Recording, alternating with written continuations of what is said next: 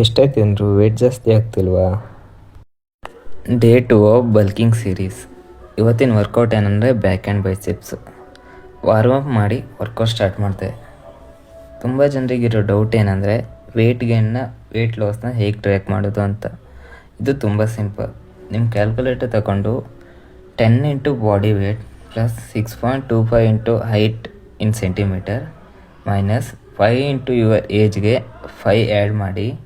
ನೀವೇನಾದ್ರು ರೆಗ್ಯುಲರಾಗಿ ವರ್ಕೌಟು ಇಲ್ಲ ಏನಾದರೂ ಸ್ಪೋರ್ಟ್ಸ್ ಮಾಡ್ತಿದ್ರೆ ಬಂದಿರೋ ಆನ್ಸರ್ಗೆ 1.752ನ ಮಲ್ಟಿಪ್ಲೈ ಮಾಡಿ.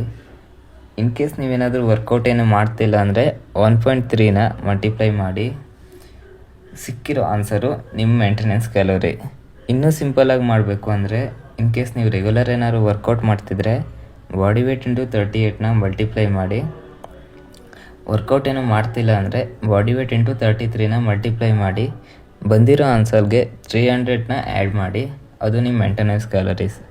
ಮೇಂಟೆನೆನ್ಸ್ ಕ್ಯಾಲೋರೀಸ್ ಏನಂದರೆ ನೀವು ಇವಾಗಿರೋ ವೇಟ್ನ ಮೇಂಟೈನ್ ಮಾಡಬೇಕಂದ್ರೆ ಅಷ್ಟು ಕ್ಯಾಲೋರಿ ಎಷ್ಟು ತಿನ್ನಲೇಬೇಕು. ಇದು ಕ್ಯಾಲ್ಕುಲೇಟ್ ಮಾಡೋಕ್ಕೆ ಇನ್ನೂ ಸಿಂಪಲ್ ಏನಂದರೆ ನಿಮ್ಮ ಏಜು, ಹೈಟು ಮತ್ತು ವೇಟ್ನ ChatGPTಗೆ ಹಾಕಿ ಅದೇ ತೋರಿಸುತ್ತೆ ಮೇಂಟೆನೆನ್ಸ್ ಕ್ಯಾಲೋರಿ ಏನಂತ.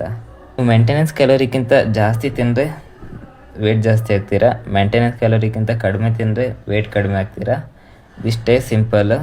ವರ್ಕೌಟ್ ಕಡೆ ಬರೋದಾದರೆ ಬ್ಯಾಕಿಗೆ 4 ವೇರಿಯೇಷನ್ ಮಾಡಿ, ಬೈಸೆಪ್ಸಿಗೆ 2 ವೇರಿಯೇಷನ್ ಮಾಡಿ, ಲಾಸ್ಟಿಗೆ ಫೋರ್ ಆರ್ಮ್ಸಿಗೆ 1 ವರ್ಕೌಟ್ ಮಾಡಿ, ಸ್ವಲ್ಪ ಸ್ಟ್ರೆಚಿಂಗ್ ಮಾಡಿ, ಲಾಸ್ಟಿಗೆ ಮಿರರ್ ಮುಂದೆ ಸ್ವಲ್ಪ ಪೋಸಿಂಗ್ ಮಾಡಿ ಸೀದಾ ರೂಮಿಗೆ ಹೋದೆ. ಇವತ್ತಿಗಿಷ್ಟೇ. ಸಿಗೋಣ ನಾಳೆ. ಟಾಟಾ.